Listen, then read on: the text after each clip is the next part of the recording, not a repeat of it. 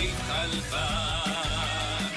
بطل همام يحفظ لنا الأمان، يتحدى ويطارد ليقضي على الفساد، ينصر الحق ويساند يصنع مجد البلاد. إلى الأمان معا نقف خلفان، بطل همام يحفظ لنا الأمان.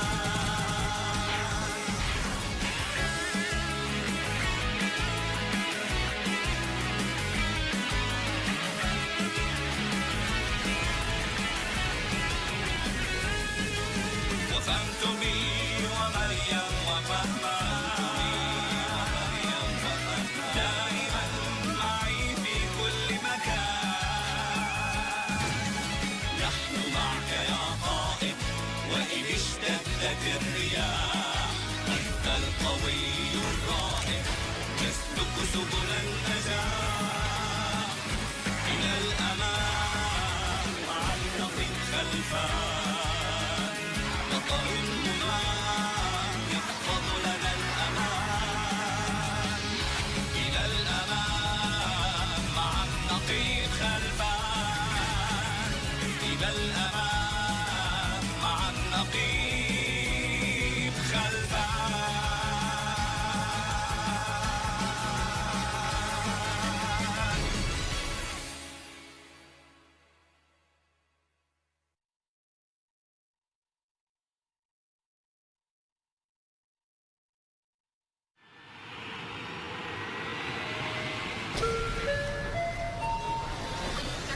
لماذا أصريت على سفري معك يا سيدي؟ أنت تعلم أني أخاف السفر بالطائرات إلا للضرورة القصوى. يا فهمان، حاول أن تتغلب على هذه المخاوف، ثم إني أريدك أن تستفيد من حضور ذلك المؤتمر. لكنني لازلت لا أفهم كيف تطير كتلة الحديد هذه. لا تقلق، إحصائيا نسبة وقوع حوادث الطائرات منخفضة جدا عن مثيلاتها في السيارات أو الدراجات. اللهم احفظنا. على أي حال، مكتوب هنا أن طائرتنا من النوع الصغير إمبراير 190. أي تعالي هنا أيتها البشاغبة. أين ذهبت؟ كنت أحسبك تحب الأطفال، فتصرفاتك تشبه تصرفاتهم. أنا أحب الأطفال بالفعل، ولكن ربما ليس عندما يجلسون بجواري في الطائرة.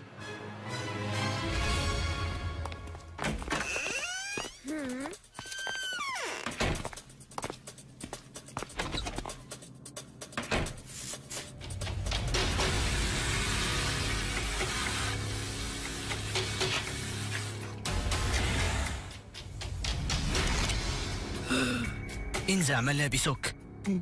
ماذا؟ من أين؟ لا تضيع وقتي، انزعها فورا وإلا ألحقت بك الأذى. لا تؤذني أرجوك. لن أؤذيك إذا نفذت كلامي، فكل ما أحتاج إليه هو بضع ساعات فقط.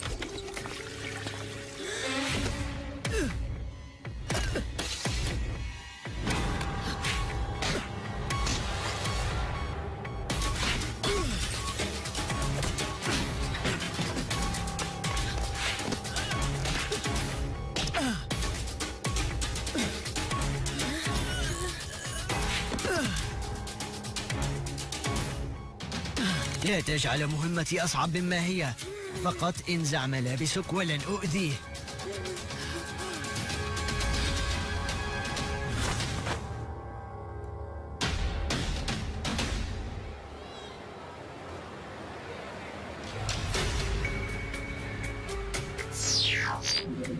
سيدي، ما هذا؟ لا أعلم. افتح الحقيبة من فضلك.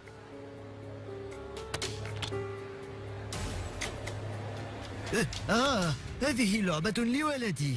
وأين هو؟ لم يتمكن من السفر للأسف.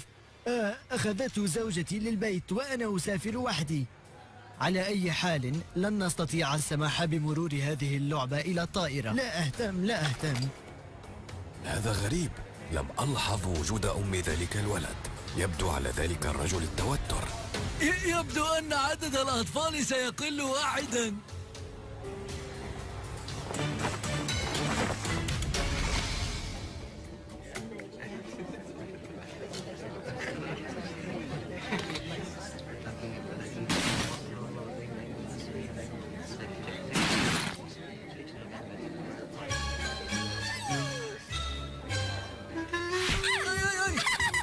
أيتها المشاغبة، لا أريد أن أراك ثانية ونحن بالطائرة.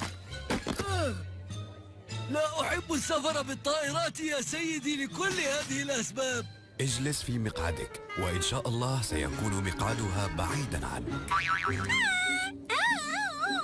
ألم أقل لك؟ هي تجلس بهذا المقعد وستضايقني طوال الرحلة. ما اسمك يا صغيرتي؟ منى. أنت فتاة جميلة ومهذبة يا منى، ولا يصح أن تضايق العم فهمان، خصوصا أنه يخاف من ركوب الطائرات. آسفة يا عم فهمان، لن أقفز على قدمك ثانية. لا عليك يا صغيرتي، يتوقع فقط الخوف من الطائرة نفسها. رجاء من الركاب الانتباه إلى إجراءات السلامة. في حالات الطوارئ يجب أن نعلم ما هي أقرب أبواب الخروج بالنسبة لمكان مقعدكم. وكيف لي أن أحدد أي هذه الأبواب أقرب؟ لربما كان الباب الأقرب يطل على حريق. في حالات حدوث اختلال بضغط هواء الطائرة سيسقط من فوق كل مقعد قناع الأكسجين أوتوماتيكياً. أين هو؟ لا أرى أي مكان قد يكون معلقاً به. ليس عندي كمامة أكسجين. سيدي أرجوك اجلس، فأنت توتر الجميع. سامحيه، فهو غير معتاد على ركوب الطائرة. هل هي أول مرة يركب طائرة؟ لا، ركبت مع أمي من قبل، لكنهم رفضوا الإقلاع بسببي. كنت أبكي وأصيح كثيرا من شدة القلق. أخبرها كم كان عمرك وقتئذ. كنت في 9. إذا كنت صغير. وال20.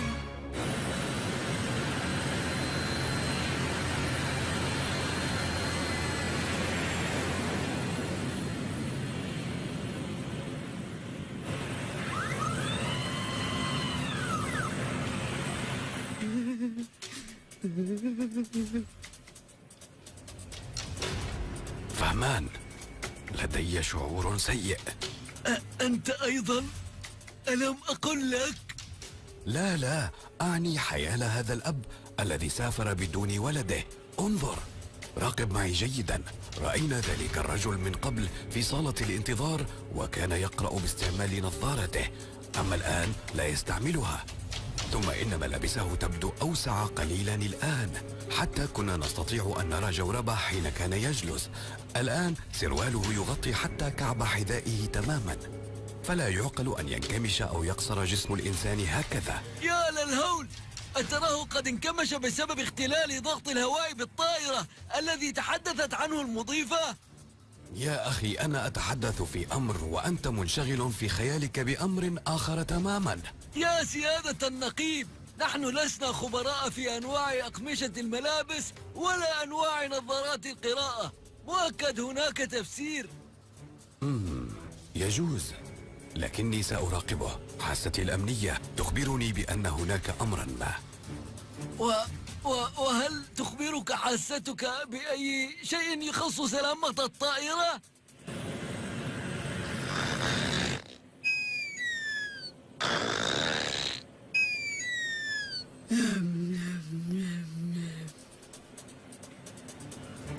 وجبة نباتية لك سيدي. لماذا نباتية؟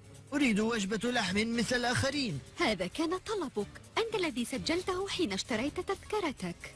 حقا فعلت هذا؟ إذا آسف، سأغير رأيي. أرجوك أعطيني وجبة اللحم. أسمعت هذا يا فهمان؟ ما هذا السواد؟ هل انقطعت الكهرباء عن الطائرة؟ ألم تسمع ما قال ذلك الأب؟ لا يمكن أن يتحول المرء من نباتي إلى غير نباتي فجأة. أنا سمعت كل ملاحظاتك عم خلفان، أنت في غاية الذكاء. ألم تسمع عن النقيب خلفان من قبل؟ فهمان، أنا جاد الآن. ما رأيك فيما أقول؟ الأمر مهم.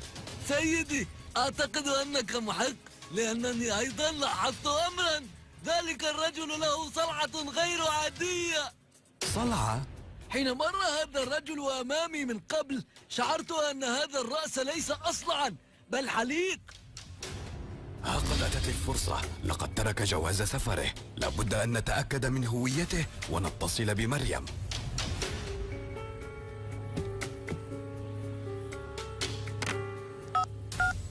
ألو مريم. أهلا سيدي، كيف حال فهمان في الطائرة؟ هل هو متماسك؟ هو بخير، لكني في عجلة من الأمر. تحققي لي من هذا الاسم، السيد هاني عصام عبد الجليل. فورا سيدي، لابد أن الأمر مهم إذن. السيد هاني هو يعمل كمصمم جرافيك، وهو أب لولد اسمه عمر، وزوجته متوفية منذ عام، وهو نباتي. ماذا قلتي؟ زوجته متوفية؟ ماذا هناك سيدي؟ لدينا مجرم على الطائرة. ما هي أهمية معلومة أن زوجته متوفية؟ هل تظنه قتلها؟ لا يا فهمان، ألا تذكر أن ذلك الرجل قال عند حاجز الأمن أن زوجته عادت بولده من المطار؟ فإذا كانت زوجته متوفية فأين الولد الآن؟ لذلك طلبت من مريم أن تذهب إلى صالة الانتظار وتبحث عن الطفل. والأب أيضا، فهذا الشخص ليس السيد هاني. وماذا سنفعل سيدي؟ إذا عثرنا على دليل دامغ تستطيع مريم عندئذ استدعاء الطائرة للعودة والقبض عليه.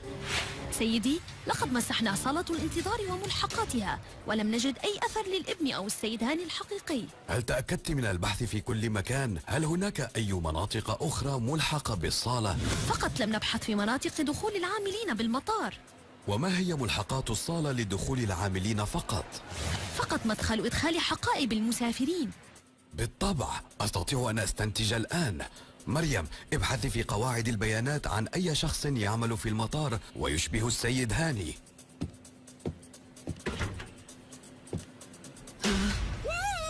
النقيب خلفان قد كشف أمره. من؟ هناك، هل ترى هذا الرجل؟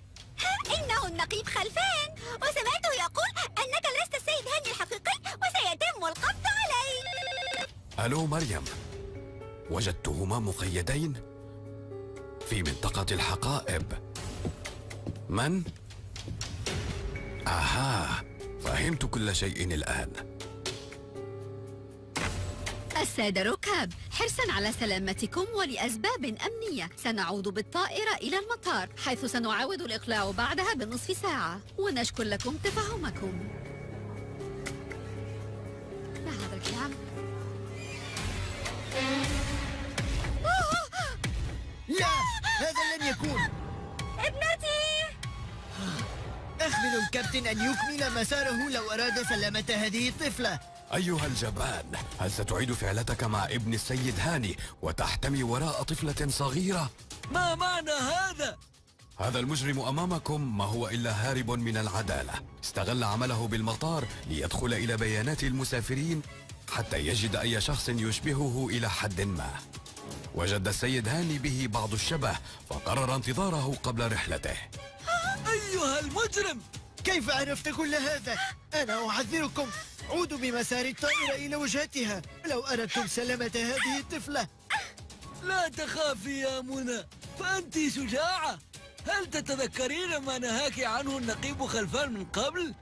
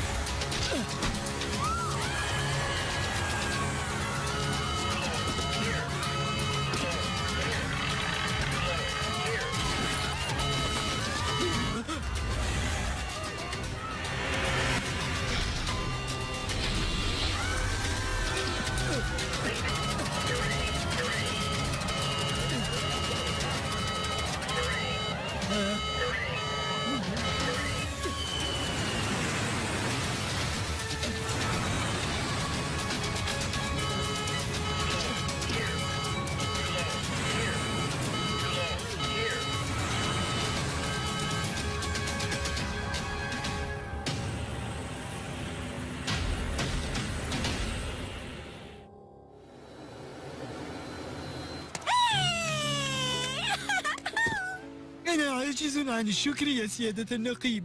فمن يتخيل أن تقبضوا على المجرم بهذه السرعة؟ بل أني سوف ألحق بالطائرة أيضا. لست وحدك من سيلحق بالطائرة الثانية، فنحن أيضا سنركب معك، أليس كذلك يا فهمان؟ أين هو؟ صديقك فر حين سمعك تتحدث عن ركوب الطائرة. لن نركب ثانية، مستحيل.